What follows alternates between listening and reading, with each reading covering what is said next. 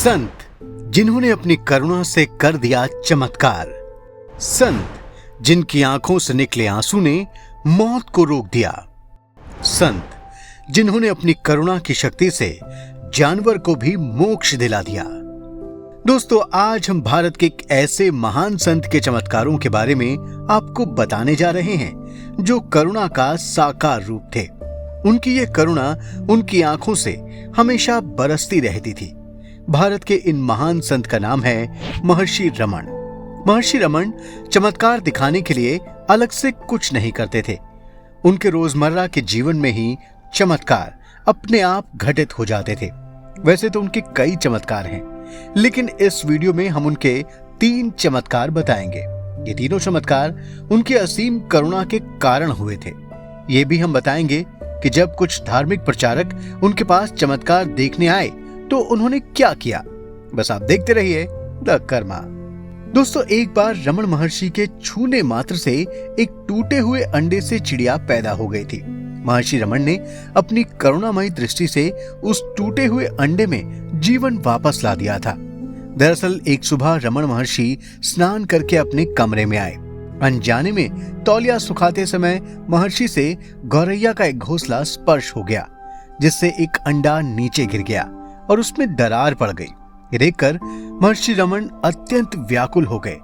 जन्म लेने वाले बच्चे और उसकी मां के प्रति करुणा से उनके आंसू गिरने लगे। उन्होंने सेवक माधव स्वामी से जोर देकर कहा, देखो देखो, आज मैंने क्या कर दिया। बेचारी मां को बहुत दुख हुआ होगा। शायद वो मुझसे नाराज हो जाए कि मैंने उसके होने वाले बच्चे को नष्ट कर दिया। उन्होंने पूछा, अंडे की दरार क्या भर सकती है? हमें कोशिश करनी चाहिए। ये कहते हुए उन्होंने कपड़े का सूखा टुकड़ा लिया और टूटे हुए अंडे को चारों ओर से ढककर उसे फिर से घोंसले में रख दिया। हर 3 घंटे पर वो उसे बाहर निकालते और कपड़ा हटाकर कुछ मिनटों तक देखते रहते और फिर वापस रख देते। 7 दिन के बाद जब उस अंडे से बच्चा निकल गया तो वो बच्चों की तरह खुश हो गए और कहा, देखो कितने आश्चर्य की बात है, अंडे की दरार भर गई और अंडे से एक छोटी सी गौरैया बाहर आ गई। उन्होंने उस नन्ही गौरैया को हाथ में लिया और उसे प्यार से थपथपाया। दोस्तों, महर्षि रमन की करुणा का दूसरा चमत्कार आपको बताते हैं। महर्षि रमन रोज अपने आश्रम में सत्संग करते थे। उनकी अमृतवाणी को सुनने एक गाय भी रोज उनके पास आती थी।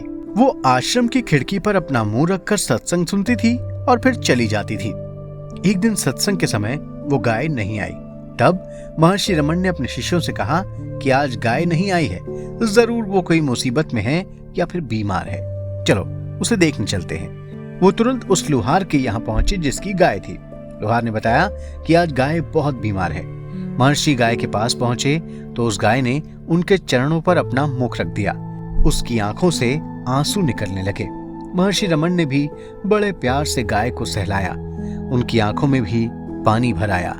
गाय ने उनके चरणों में ही अपने प्राण त्याग दिए। महर्षि ने कहा कि गाय सभी दुखों से पार हो गई है, अब इसका फिर जन्म नहीं होगा, इसने परम गति पाली है। महर्षि ने उस गाय की समाधि भी बनवा दी थी। दोस्तों, करुणा के अवतार महर्षि रमन ने अपनी मां को भी मोक्ष दिला दिया था। वैसे तो उनकी मां रमन के साधु बनने से खुश नहीं थी, लेकिन जब कभी वो बीमार पड़ती तो आश्रम आ जाती। रमन महर्षि अपने प्रार्थना गीतों से उन्हें ठीक कर देते थे, लेकिन काफी बुजुर्ग होने पर वो रमन के साथ ही रहने के लिए चली आईं और आश्रम में रसोई का कार्यभार ले लिया।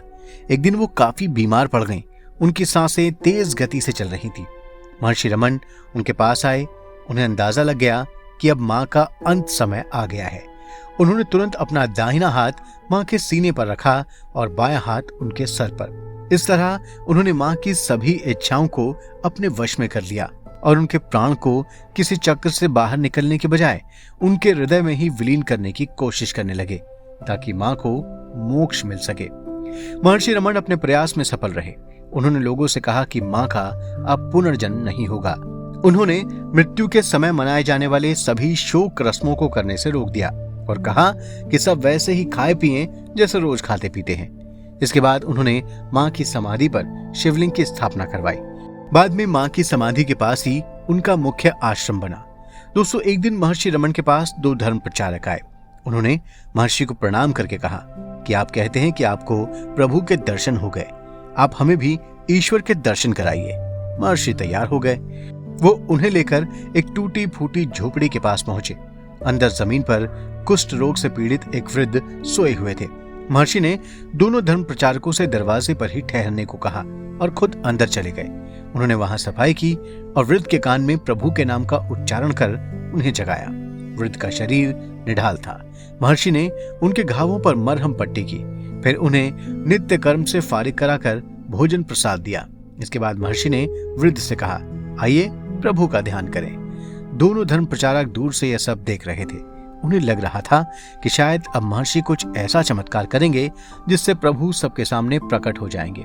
उधर ध्यान खत्म होने पर महर्षि ने वृद्ध से पूछा, क्या आपको प्रभु के दर्शन हुए? वृद्ध ने कहा, हाँ हुए। महर्षि ने पूछा, वो कैसे थे? उसने मुस्कुराकर कहा, बिल्कुल आप जैसे। अब वृद्ध की बारी थी।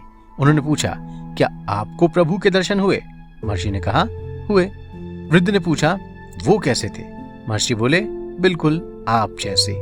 इसके बाद महर्षि धर्म प्रचारकों की ओर मुड़े और उनसे पूछा, क्या आप लोगों को प्रभु के दर्शन हुए? अब तक तो दोनों की आंखें खुल चुकी थी। वो बोले, जी दर्शन हो गए, और यह भी पता चला कि प्रभु के द्वार चढ़ने हो तो सेवा की सीढ़ी से होकर जाना पड़ता है। तो मित्रों, ऐसे थे करुणा के महाअवतार रमण महर्षि। आपको ये वीडियो जरूर पसंद आया होगा। अब आप इसे लाइक और शेयर करें और हमारे चैनल को भी सब्सक्राइब करें, और हाँ, नोटिफिकेशन के लिए बेल आइकन दबाना बिल्कुल ना भूलें। धन्यवाद।